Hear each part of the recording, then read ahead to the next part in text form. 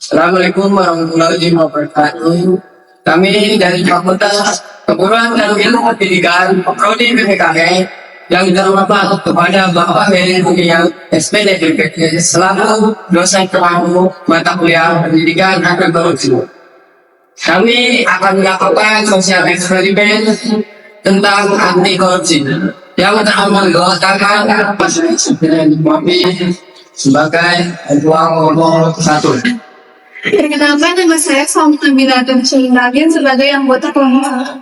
Perkenalkan, nama saya Muhammad Rizky Fauzan, saya sebagai anggota kelompok 1. Perkenalkan, nama saya Aga Hasana, saya sebagai anggota kelompok 1. Perkenalkan, nama saya Darapagin kami sebagai anggota kelompok. Saya dengan Pak Gizki sebagai anggota kelompok 1. Sebelum kita lihat hasil penelitian, mari kita lihat dulu video berikut ini. Bu, permisi Bu. Saya mau beli permen Bu. Ya, 2.000 apa Ibu? 6 ya. Siap.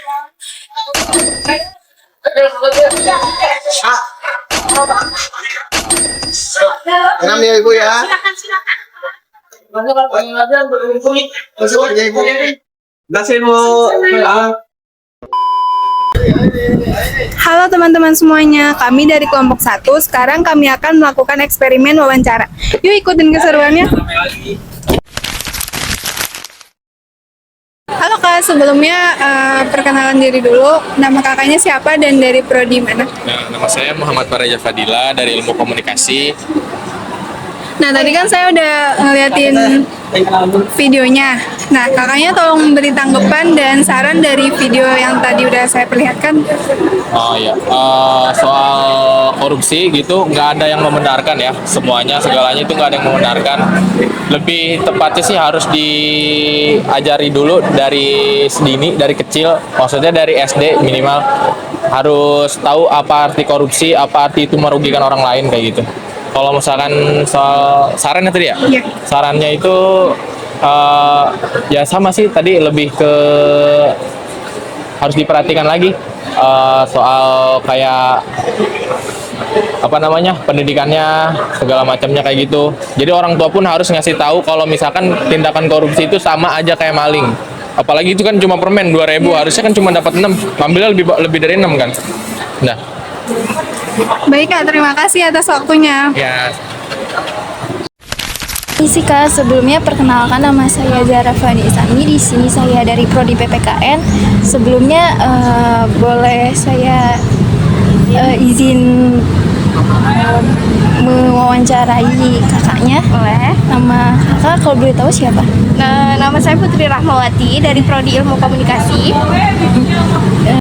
Mengenai video yang telah kakaknya berikan, ulasan pendapat saya sih sebenarnya saran saya sih sebenarnya kalau misalnya kita mau lihat bagaimana korupsi ke depannya itu nggak merajalela tuh, kita sebenarnya harusnya sadar dari diri kita masing-masing dulu. Jangan kayak tadi video kan ulasannya itu dari video yang ditampilkan dia korupsi mengenai permen. Sebenarnya kalau kita lihat itu korupsi juga loh masuknya dari hal-hal kecil. Jadi sebenarnya kita nggak harus fokus dari hal-hal yang besar dulu loh. Kita harus fokus dari hal-hal kecil dulu, karena dari hal-hal kecil bisa menjadi hal yang besar. Gitu aja sih menurut saya. Sebelumnya makasih banyak ya Kak. Halo Kak, perkenalin nama saya Muhammad Rizky Fauzan, saya dari Prodi PPKN. Saya boleh minta waktunya sebentar Kak? Boleh. Saya Hilma Hilwana dari Prodi PPKN kelas 02 PPKP 002. Oh iya, saya ada video nih tentang korupsi ya. Menurut, boleh dilihat dulu Kak videonya seperti kayak gini. Oh, permisi Bu. Saya mau beli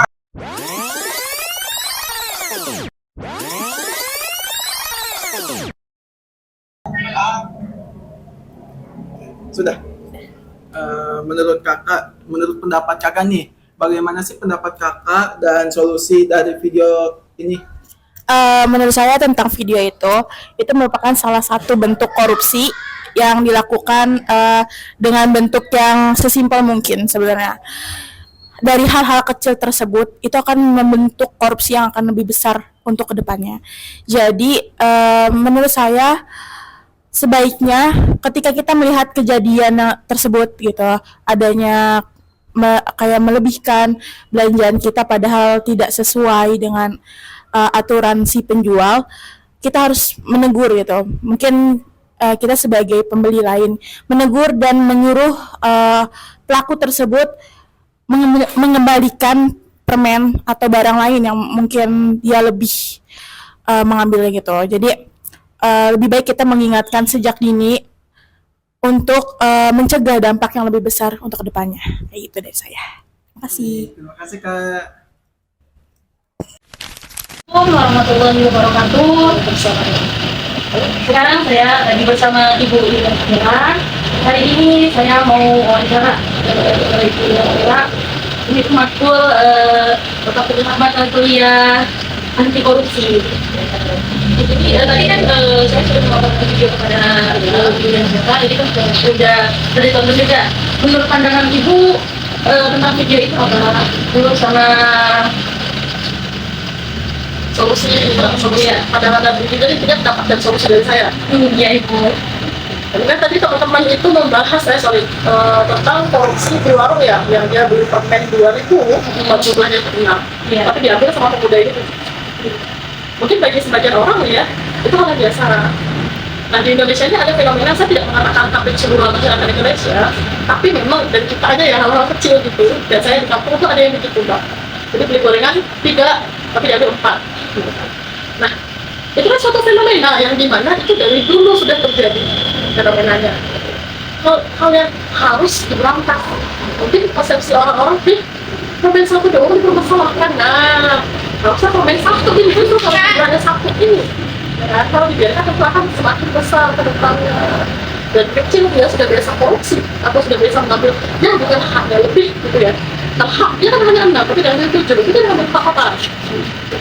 Nah, kalau dibiasakan seperti itu sampai nanti dia masuk dunia kerja, otomatis nggak ada yang menegur, nggak ada yang marah, otomatis dia akan melakukan hal itu. Berdampak besar lah. Jadi korupsi itu tidak menjadi tolak ukur, jumlahnya, bentuknya, selama dia mengambil hak orang yang bukan hak dia, itu korupsi. Nah solusinya apa? Nah solusinya mungkin dari pemilik warungnya harus lebih teliti, harus lebih jangan, saya tahu mungkin pemilik warungnya sih, tapi jangan terlalu ini, maksudnya kan pembeli adalah rakyat, harusnya pembeli kan dilayani, diperhatikan. Karena yang kita butuhkan apa? Generasi bangsa itu, intelektualnya, integritasnya, kejujuran.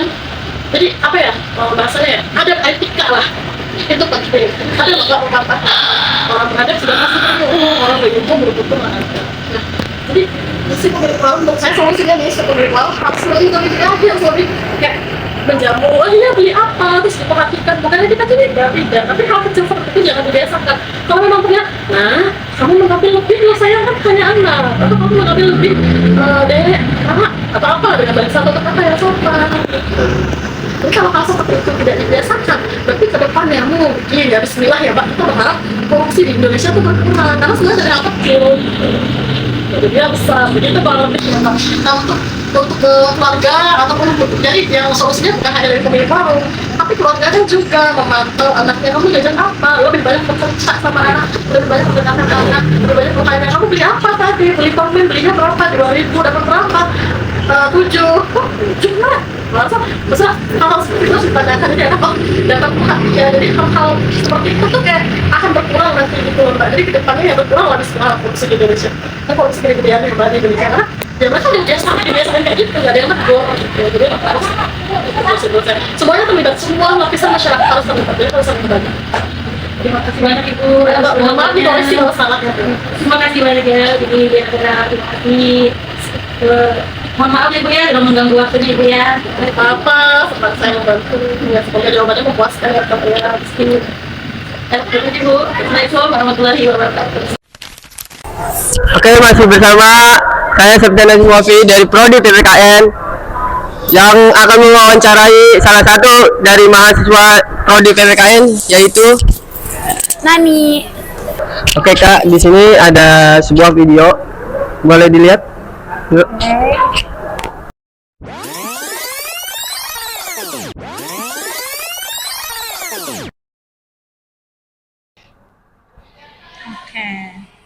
Baik.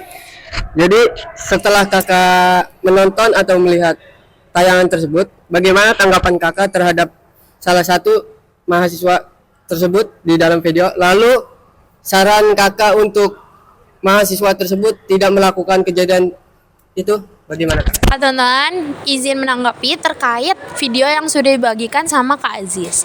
Dari situ kita bisa ngeliat ya, seorang mahasiswa ketika membeli permen, dia malah mengambil 7 atau lebih dari permen yang harusnya diambilnya 6, malah dia mengambil 7 atau sekian.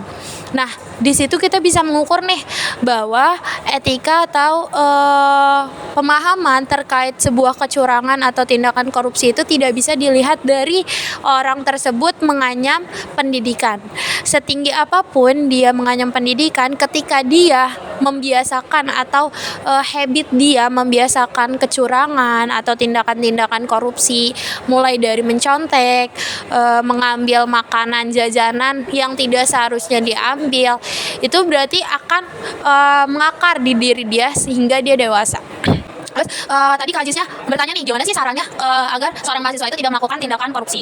Kalau saran dari saya pribadi terkait hal tersebut, harusnya pemahaman di diri dia, diterapkan di diri dia, baik dari lingkungan pendidikan, keluarga, ataupun masyarakat. Dia harus bisa membiasakan bahwasannya korupsi atau tindakan kecurangan itu tidak baik atau tidak boleh dijadikan habit, karena itu akan mengakar hingga dia dewasa. Dan balik lagi ke individu tersebut, apakah individu tersebut itu bisa memahami arti korupsi, bisa memahami terkait tindakan kecurangan kayak gitu, mulai dari mencontek, terus habis itu jajan yang nggak sesuai, dan tindakan korupsi yang melebar lainnya. Kayak gitu. Itu seorang mahasiswa ya, kita melihat dari seorang mahasiswa, harusnya mahasiswa itu sudah tahu, sudah paham akan tindakan kecurangan, korupsi kayak gitu. Apalagi kemarin pun kita sebagai mahasiswa prodi PKN atau pendidikan Pancasila dan Kewarganegaraan, kita habis mengunjungi nih lembaga Komisi Pemberantasan Korupsi, di mana harusnya udah sadar nih di diri kita terkait gratifikasi, korupsi, penggelapan, penyuapan itu apa dan tidak boleh dilakukan. Karena itu dari kita agent of change itu akan menurun ke generasi selanjutnya dan menjadikan sebuah kecurangan atau tindakan korupsi itu habit dan membiasakan, akan timbullah sebuah budaya yang negatif di Indonesia. Maka dari itu sampai sekarang buah dari akar habit korupsi tersebut ada timbul dan membuahkan hasil di generasi kita gitu. Itu sih dari saya. Pesannya untuk mahasiswa, harusnya kamu tahu kecurangan atau tindakan korupsi dari mencontek saat ulangan pun itu sudah korupsi. Kamu memberikan sebuah hadiah atau kado untuk merayu dosen agar memberikan nilai yang lebih, itu merupakan tindakan korupsi. Jadi harusnya kamu tahu, kamu sudah berpendidikan, kamu sudah masuki pendidikan tingkat sarjana, harusnya bisa menjadi contoh atau teladan untuk generasi-generasi selanjutnya. Terima kasih. Oke, baik. Untuk pertanyaan sekali lagi dari pihak yang warung itu, bagaimana solusi untuk kakaknya? Oke, kalau solusi dari saya sendiri terkait penjual yang ada di video tersebut, kita melihat ya penjualnya itu sudah berusia. Nggak bisa kita meratakan semua penjual atau semua pengusaha itu dengan umur yang sama. Kita lihat lagi nih, oh yang tadi itu ternyata sudah ibu-ibu, sudah berumur. Kita bisa melihat wajar karena beliau ini memikir, ini yang beli mahasiswa, nggak mungkin dong mencuri, nggak mungkin dong melakukan tindakan kecurangan. Apalagi si mahasiswa ini terlihat nih rapi, menarik. Dimana kalau dari zaman yang ada sekarang, orang itu melihat dari penampilan dan dari gaya. Ketika dia menarik, rapi, orang pasti akan percaya dan membuat stigma, orang ini baik, orang ini jujur gitu. Jadi solusinya untuk penjual-penjual lebih berhati-hati. Mungkin bisa menggunakan alat elektronik yang sudah ada ya, seperti CCTV atau alat record yang lain gitu aja sih. Itu dari saya pribadi. Terima kasih. Ya, terima kasih atas waktunya untuk Kanani. Cukup sekian. Terima kasih. Wassalamualaikum warahmatullahi wabarakatuh. Teman-teman, cukup sekian dari video eksperimen tentang anti korupsi yang menampilkan seorang mahasiswa sedang membeli permen. Seharusnya harga 2.000, dia mendapatkan 6 buah. Mahasiswa tersebut malah mengambil lebih dari 6 buah. Dan kami melakukan wawancara untuk meminta salah satu atau pendapat terkait dengan video tersebut. Kuncinya, korupsi itu adalah kejujuran. Jadi, kita sebagai warga negara harus menerapkan kejujuran dari kecil ataupun sejak dini. Walaupun dalam video tersebut hanya mengambil permen lebih, dan dari korupsi kecil-kecilan tersebut akan menjadi kebiasaan, sehingga tindakan tersebut akan terulang kembali yang lebih besar. Salah satu contohnya itu terhadap korupsi uang.